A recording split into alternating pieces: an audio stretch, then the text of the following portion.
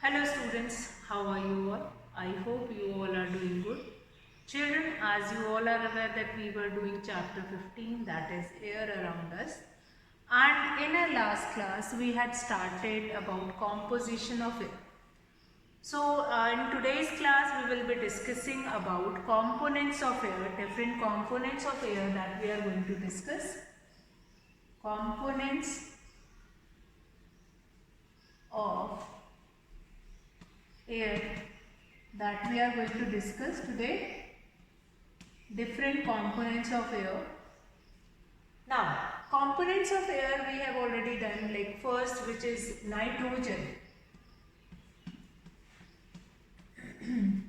Now, you might have this doubt that nitrogen, which is present 78% in the atmosphere, that is of no use. But it is not like that. Nitrogen, which is present almost 78% in the air, it is useful in many ways. So nitrogen, about nitrogen, some of the properties of nitrogen also we will be doing it, and then we will understand that how nitrogen or how these components of air is important. Now nitrogen is a colorless, tasteless and odorless gas. And nitrogen gas is slightly soluble in water. Nitrogen gas is not essential for breathing or for respiration.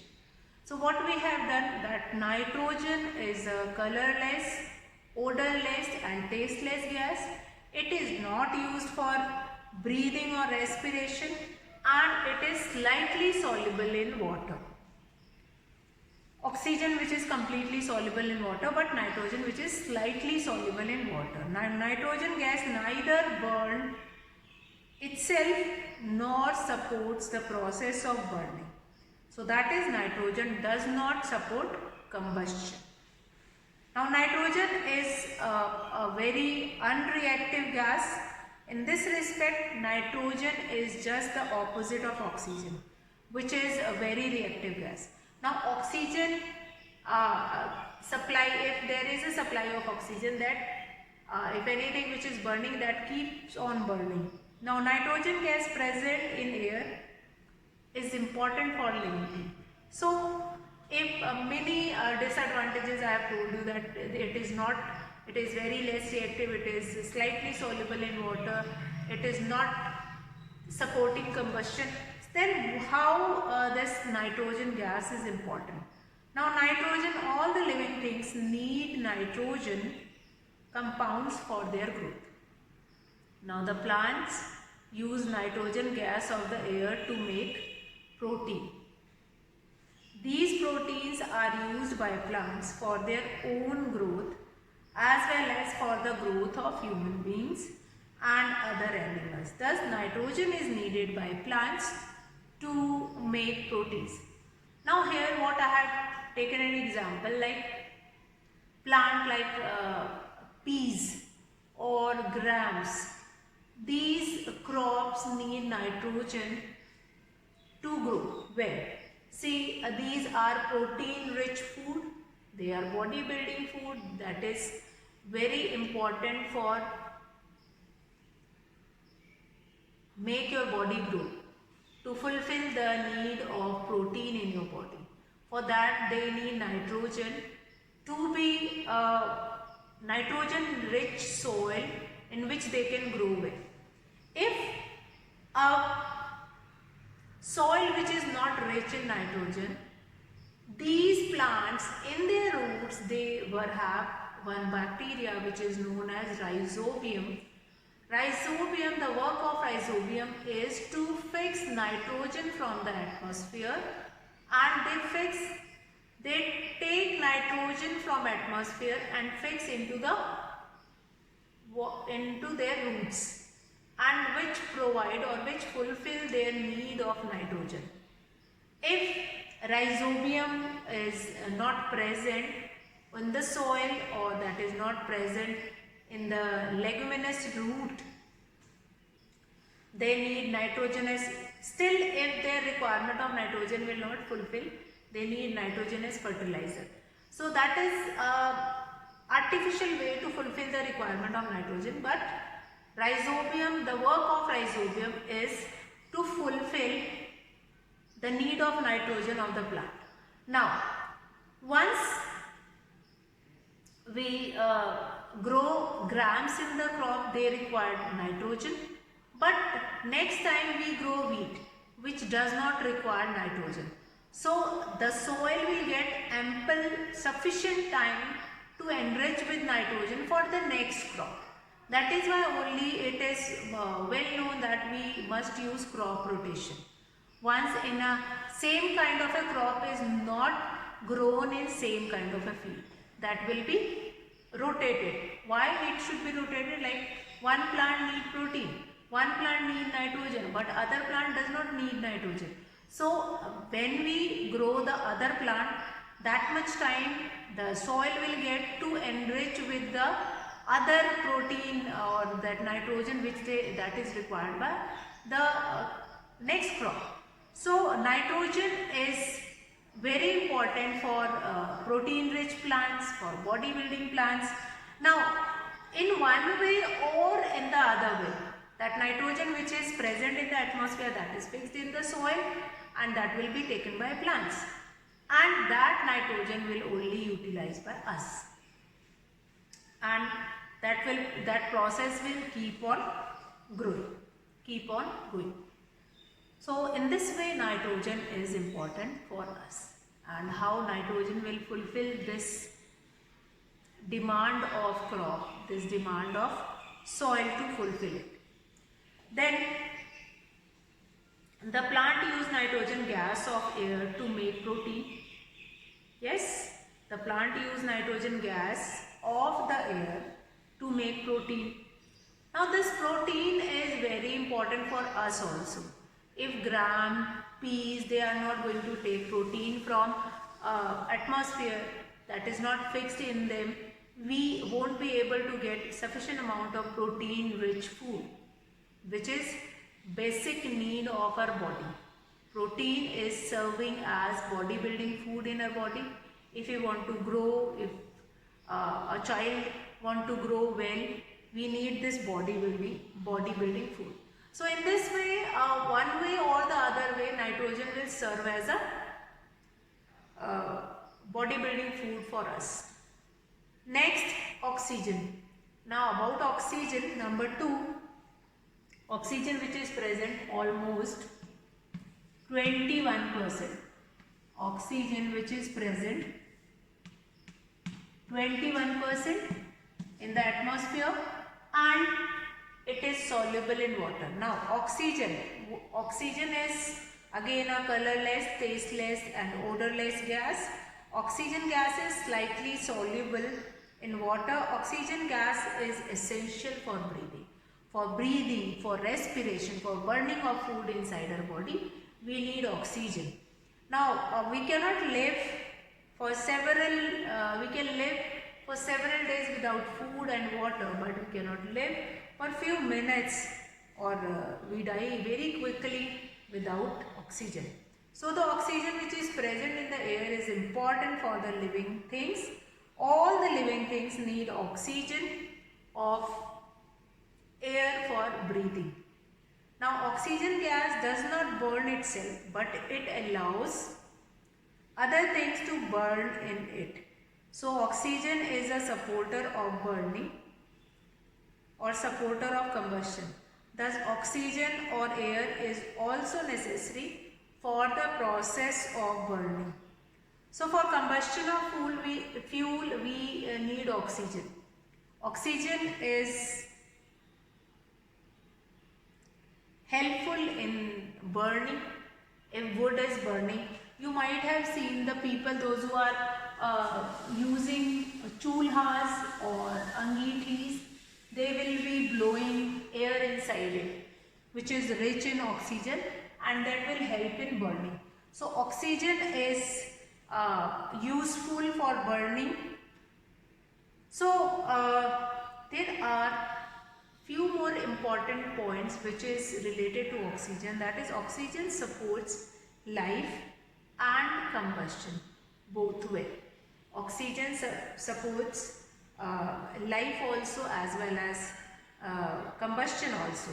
So oxygen is necessary for living things. Yes, for living organism, breathing air is, or for to remain alive, we need oxygen for breathing as well as for combustion, for cooking food, for several processes we need oxygen. Now, oxygen is so important, like in our body, we cannot burn the food which is present in our body. That food cannot be burned, that food cannot be utilized by our body if our respiration process does not happen. Fine? So when we respire, that oxygen, or when we breathe in, that oxygen will mix up with the food, and that food will be digested in our body and provide energy. And this process is known as respiration. So oxygen is necessary for living things. Now, even when we are going on mountains, the people, those who are mountaineers, they need oxygen when they reach on one height. They need oxygen over there. So they are carrying cylinder with them. Not only this, that is oxygen for breathing purposes, as well as that is scuba diving also. Scuba diving, one who is going inside the water also. So in water oxygen is dissolved, but that oxygen we cannot use it ourselves. So we need a proper place, or we need that proper oxygen cylinder to carry out our respiration process. Now, oxygen is necessary for burning also, for combustion also. We need oxygen. For that, we have done a small activity also. So that activity we will be discussing related to this. Now, oxygen and the further components of air we will be discussing now. Students, we were doing components of air and how oxygen is necessary for combustion, that also we will be going to understand. Now, oxygen is necessary for living things, as well as oxygen is also necessary for combustion. Like for the process of combustion, we need oxygen, which is very important. Like the burning of, or the process of burning of a substance is called combustion. Now, air is necessary for the burning of a substance. In fact, if air, which is known as a supporter of combustion, you might have seen that somebody who is using that chulas, or using fire with the help of wood, they will be blowing air into it to that, so that that fire can blow easily. Now here is an activity, a simple activity, how oxygen is necessary for combustion. What we will be doing it, we will take a candle and will blow that candle. And after some time, once the candle starts glowing, what we will be doing next, that on that candle we will be putting a jar.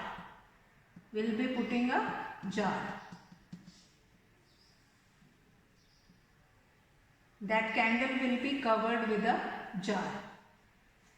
Over that candle we will put a jar, and we will find it out that after some time, after a duration of time, this candle stops glowing. Why is it so? It is because the beaker which we kept it on that glowing candle, there is some oxygen which is present in that beaker.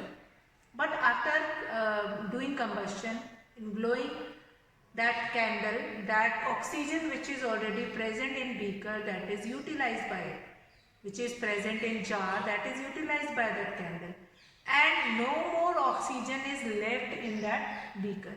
So there is no more combustion you will be getting. So with this simple activity you will be able to understand, yes, that how oxygen is important for combustion. Now when a burning candle is covered with a glass jar, then the fresh supply of air is stopped and hence the candle stops burning. From the activity we conclude that air is necessary for burning, for combustion of things. In fact, the process of burning cannot continue without a continuous supply of air or oxygen. In other words, the process of burning can occur only in the presence of oxygen or air. Now, if burning coal is covered with a vessel, again the same, burning coal, if we are taking some coal and will let into fire and covered it with any container or with a vessel, what do you find it out? That it will stop burning after some time. This is because when we cover the burning coal with a vessel, then the supply of oxygen or fresh air to the burning coal is cut off. And in the absence of oxygen or air, the coal stops burning. Now coal fire get extinguished. Similarly, when a burning candle is covered with a glass jar, the supply of oxygen or fresh air is cut off and it stops burning. It is common practice that if the cloth of a person catches fire, a woolen blanket is put on it so that the supply of oxygen will cut off and that burning process will stop, or burning clothes to extinguish the fire. Actually, when the burning clothes of a person are covered with a woolen blanket, then the supply of fresh air or oxygen will cut off and then it will get stop burning. Now carbon dioxide, let's do about carbon dioxide. Carbon dioxide, another component of air. Carbon dioxide, which is colorless, odorless gas, and it has slightly sour taste. So taste is not, it is not tasteless like we have done nitrogen and oxygen were tasteless also. So carbon dioxide has a sour taste. So that is why only carbon dioxide is moderately soluble in water. Means that solubility, it's not slightly, that is medium solubility will be there. Carbon dioxide gas neither burn nor supported burning. Then carbon dioxide extinguish a burning fire. So in fire extinguisher we will be using carbon dioxide only to extinguish the fire, as well as plants and animals which consume oxygen from air for respiration and produces carbon dioxide. Again, plant utilize carbon dioxide for the process of photosynthesis. Again, that is important process which help to produce their own food, green plants. Then another component of air, that is water vapor. Again, water vapor which is present in air, that is air contains water vapor. Water from different sources is going to evaporate it, and then water vapor, a sufficient amount of water vapor we will be getting in the atmosphere. So the presence of water vapor is important for the working of water cycle, again in nature. Then dust particles which are present in the atmosphere. Now dust particles, that is presence of dust particle can be shown with certain activity also. Like when you just empty a room, so this and you switch on light, a single focus light, you will be finding it that something which is flying into that light, and in that focus light, what is that? That is dust particle which is present in air. So children, these are the certain components of air We'll be discussing a few more activities related to these components and some more components which were left that we will be looking into in our next class. And today we have done an intro of components of air, so we'll be doing about them more in the next class. So that's all for today, children. Have a good day.